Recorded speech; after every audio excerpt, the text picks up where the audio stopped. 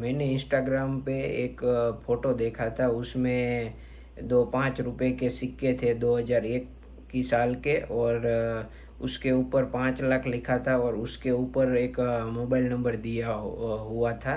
तो ये देख के आपको लगेगा कि 2001 की साल के मेरे पास अगर कोई सिक्के हैं तो मेरे को 5 लाख इनाम मिल सकता है।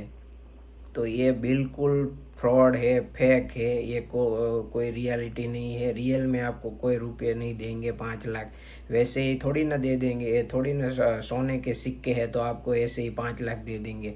तो ये बिल्कुल फ्रॉड है। आप वो जो मोबाइल नंबर दिया हुआ होगा उस पर कांटेक्ट करेंगे और बात करेंगे तो आपको वो अलग अलग चार्ज के पैसे मांगेंगे। कितने सिक्के हैं आपके पास, मैं खरीद लूँगा, आपको इतने पैसे दूंगा।